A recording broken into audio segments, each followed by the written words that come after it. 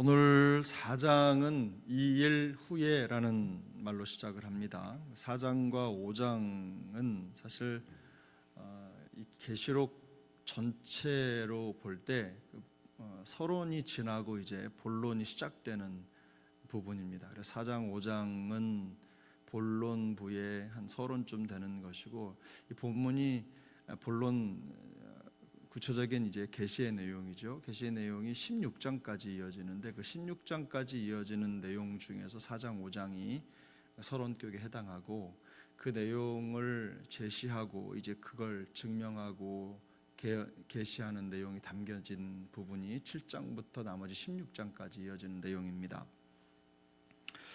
사도 요한은 이 본격적인 계시를 시작하는 과정에 처음으로 언급하는 내용이 뭐냐면 바로 핵심이 바로 예배입니다.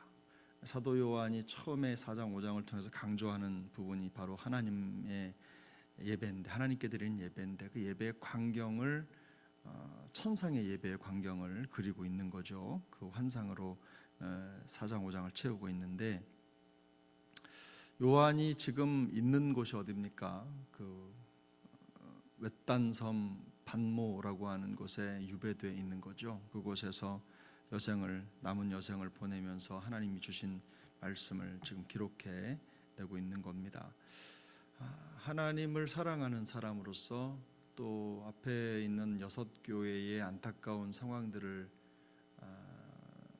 7교회죠. 소아시아 7교회의 안타까운 상황들을 전하면서 오는 그 마음을 지금 표현하고 있는 건데, 예배가 무너져버린 교회들의 모습을 보면서 생각하면서 또 하나님 앞에서 드려야 할 그 마음이 어떤 것인지를 우리에게 들려주고 있는 겁니다.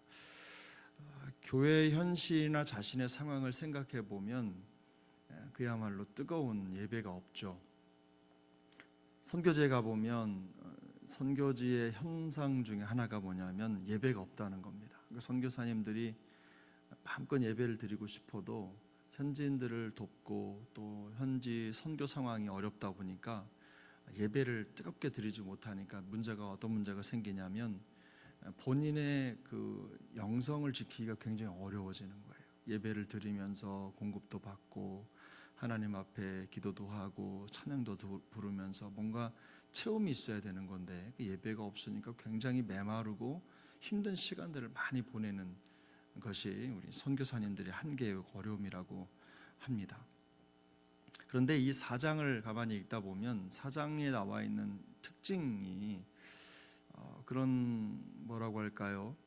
밤모섬에 혼자 떨어져 있어서 그곳에서 그냥 시간을 짐으로 지고 살아야 하는 이 요한의 입장에서 예배도 드리지 못하는 그런 상황이 아니라, 4장은 하나님 나라의 천상의 예배를 너무 환상적으로 그리고 있죠. 그 모습을 보여주면서 하나님을 생각하고 예배하는 그 순간만큼은 그게 얼마나 행복한 것인지를 지금 요한이 보여주고 있는 겁니다. 그러니까 하나님의 나라의 특징이 무엇입니까? 우리로 말하면 공황이 없는 겁니다. 예배의 공황. 그곳은 항상 예배가 있고 하나님을 향한 찬양이 가득한 모습을 지금 요한의 눈을 통해서 하나님이 보여주신 거죠. 특별히 2절 오늘 보면 2절부터 6절까지의 내용을 보면 보좌라는 말이 여러 번 반복해서 나오고, 계시록 전체로 봤을 때는 이 보좌라는 말이 대략 한 40번쯤 등장을 합니다. 이 보좌가 갖는 의미는 명확하죠. 하나님의 통치와 하나님의 권위를 상징해 보여주는 말이 이 보좌라는 말입니다. 그래서 성경을 읽다 보면 이 보좌에서 모든 것들이 다 흘러나오고 보좌를 중심으로 진행이 됩니다. 하나님 중심으로 또 하나님을 향한 통치와 주권과 거룩과 공의, 이런 것들로 정리가 되죠. 그래서 이 보좌가 얼마나 중요한지를 우리가 이제 계시록을 보면서 알게 되는데요.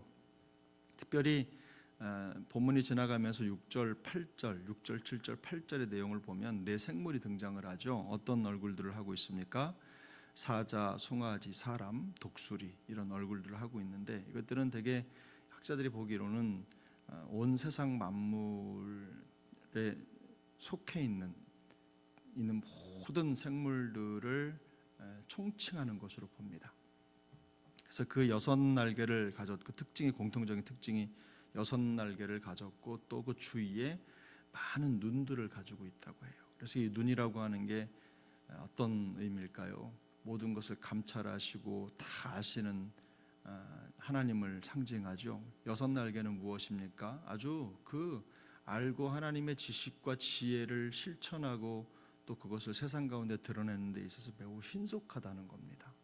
그래서 하나님의 역사, 하나님의 뜻을 이루어가는 그런 모든 과정이 이렇게 신속하고 또 선명하고 분명하게 진행된다라는 것이 6날개와 또 눈들이라는 표현으로 나타나고 있는 것이죠. 또 이 오늘 본문의 특징 중에 나타나는 부분이 우리에게 익숙한 단어가 장로라는 단어가 등장하죠. 24장로가 등장하는데 이들이 모여서 밤낮 하는 게 뭐냐면 하나님을 찬양하고 예배하는 겁니다. 여러분, 여기 계시록 8절 9절 4장 8절 9절 내용인데 우리 보시면은 그들이 가지고 있는 특징 같이 한번 읽어보실까요? 네 생물이 각각 6날개를 가졌고 그 안과 주위에는 눈들이 가득하더라.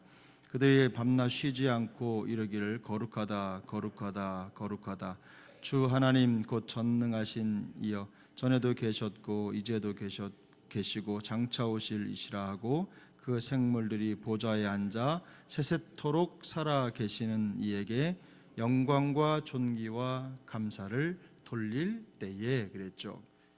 매 순간마다 예배가 계속되고 있는 겁니다. 예배가 끊이지 않는 광경을 그대로 보여주고 있는 거죠. 이 거룩하다라는 말은요, 히브리 문법 안에서는 그 위로는 아무것도 존재하지 않는 최상의 단계를 말하는 겁니다. 근데 그런 마음으로 하나님 앞에 영광과 찬양을 올려드리는 그 천상의 예배의 모습을 그대로 그리고 있는 거죠.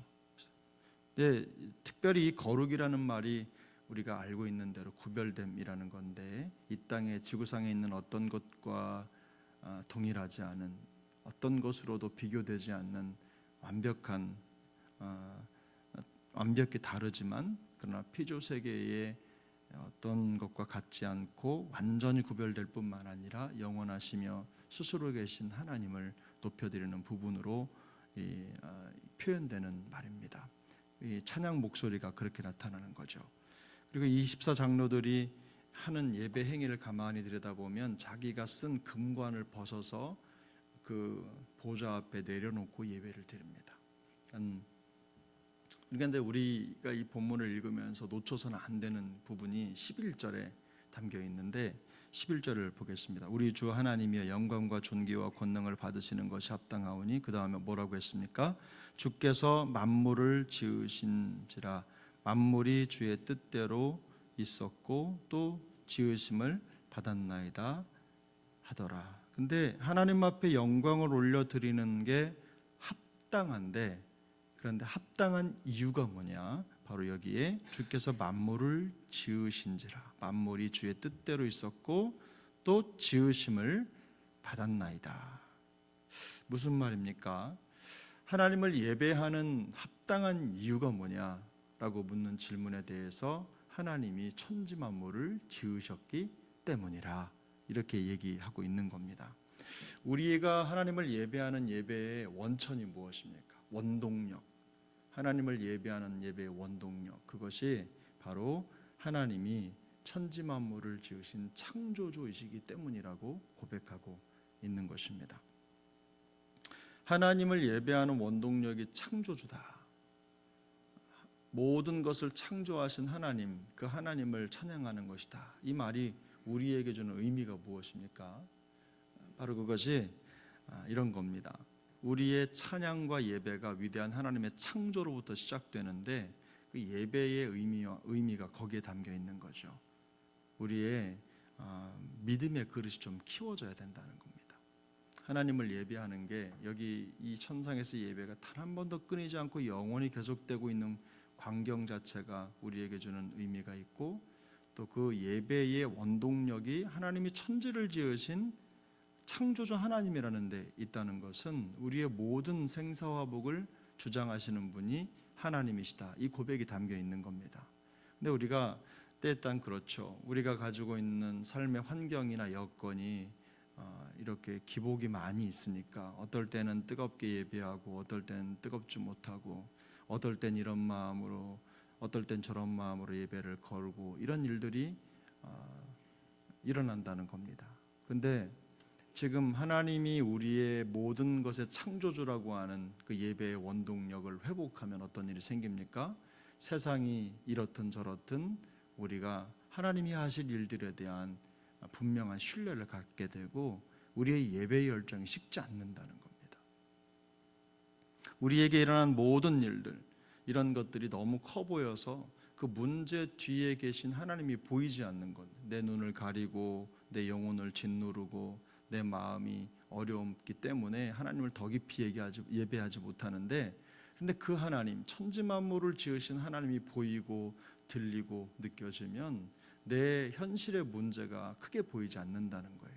하나님이 모든 것을 창조하시고 주관하시고 이끌어 가시는 분심을 명확하게 알게 되면서부터는 예배에 대한 가치, 예배에 대한 깊이, 예배에 대한 그런 느낌이 달라진다는 겁니다.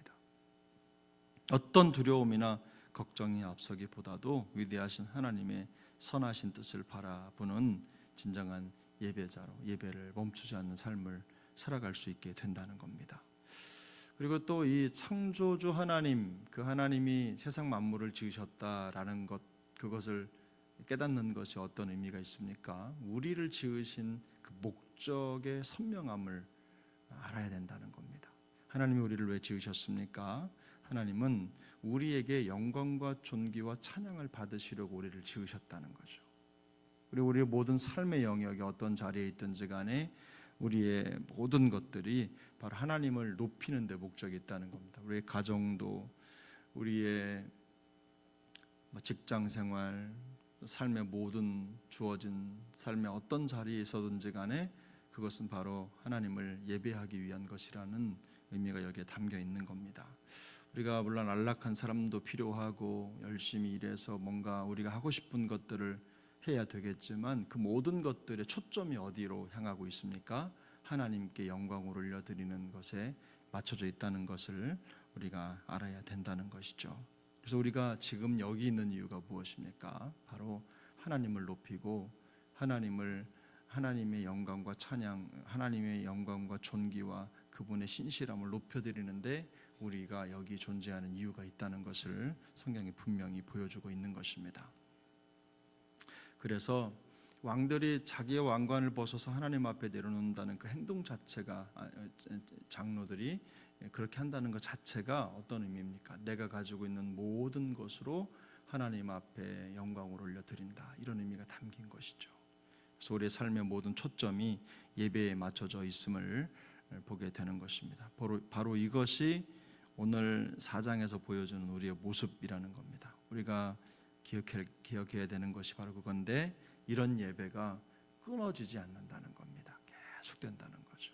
저는 우리 세종항 식구들이 어느 순간에든 한순간 예배 시간을 정해서 그것 드리는 것으로 만족하는 예배 생활이 아니라 모든 삶의 자리에 어디에 있든지 하나님 앞에 변함없는 예배자로 또 충분히 하나님 앞에 삶을 올려드리는 진정한 예배의 기쁨을 누리는 모두가 됐으면 좋겠습니다.